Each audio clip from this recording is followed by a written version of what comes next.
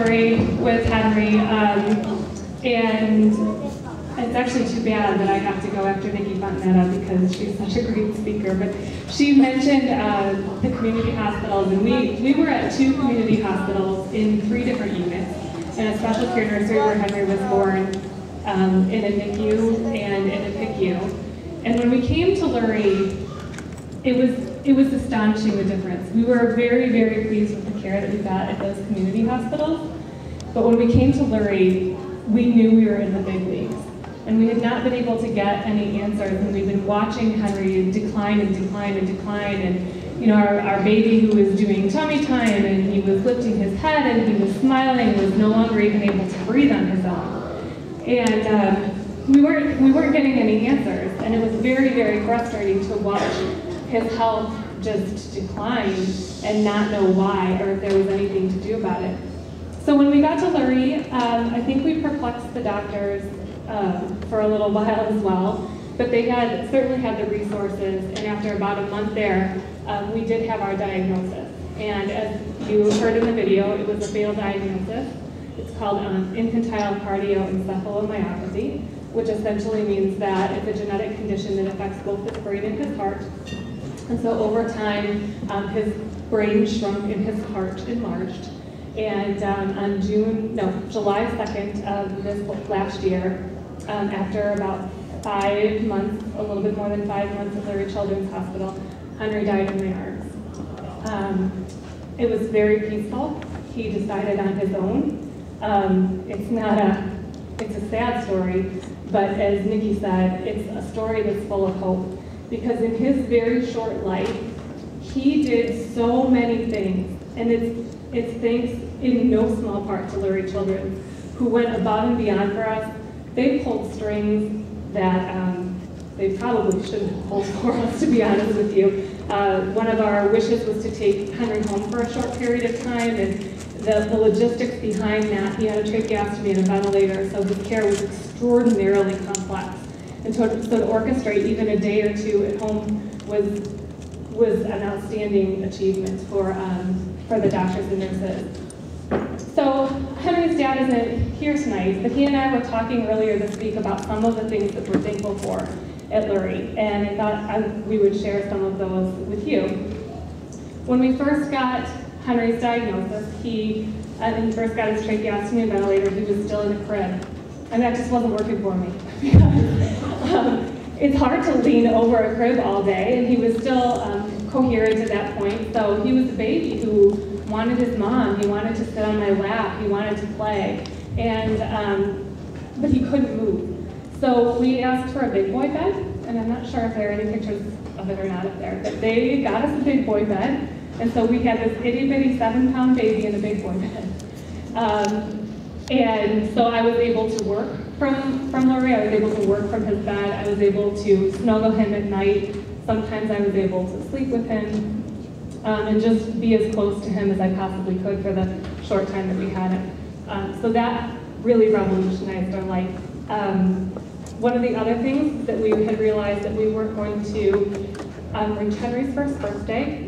So the nurses who had become an extension of our family, like you heard, tried to do everything that they could in order for us to experience as many firsts as possible. So Henry had his first haircut, and we took his hair and made it into a necklace that I can wear around my neck and have him with me. And actually my mom's over here, and she has his hair in her necklace too, so he's always with us. In fact, I'm sure he's here right now. I used to tell Henry that when he went to heaven, he was going to dance, and his body was going to work, and I am so confident that he is here waving his glow stick around tonight.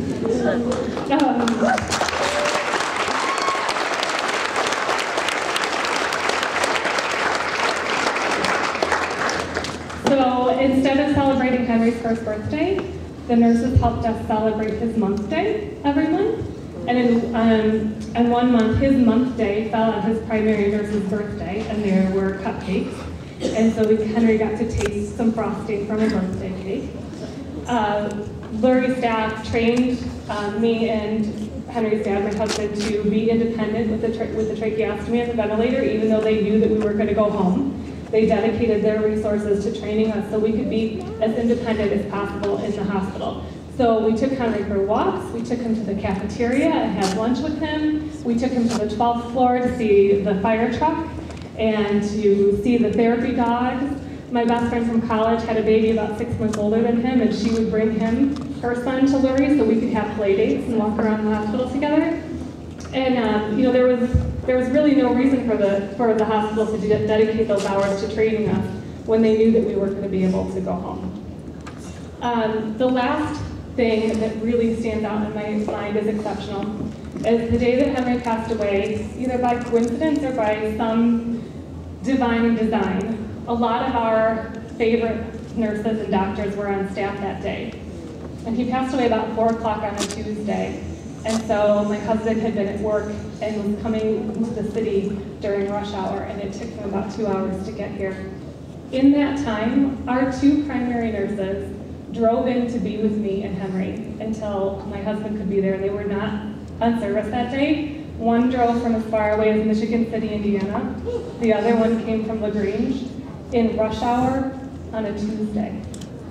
And when we had to walk out that door and leave our son lying in his big boy bed, those nurses stayed with him and let me go, knowing that they were going to stay with him for every last second. It's above and beyond. There is no way that you can explain the tragedy it is to leave your child and to have some sort of peace knowing that he's going to be cared for even in his death. So, those are some of the reasons that Lurie is a phenomenal place to be. I think Nikki did a really excellent job talking about the medical expertise, and I think that is paralleled or surpassed by the heart of every single person working in that building. So I've probably gone over my time, and I know you guys want to sit down. I'm sure. I know you don't. Woo!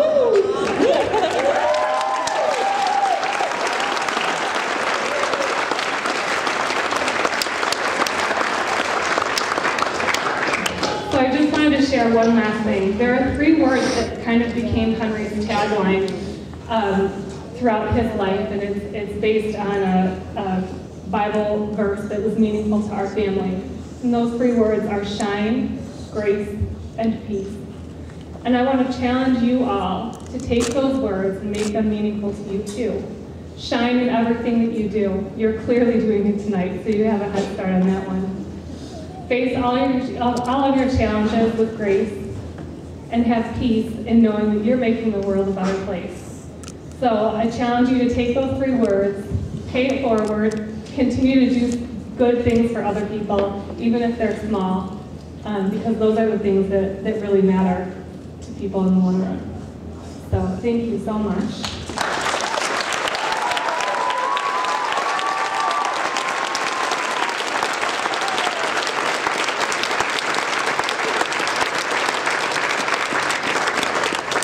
And I'll see you all here next year, right?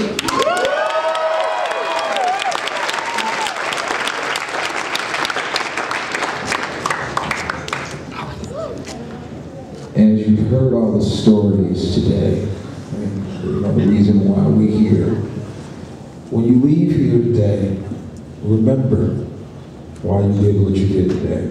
Those who have been here for 5 years, you know why you're here. But those who this is your first year, remember these families.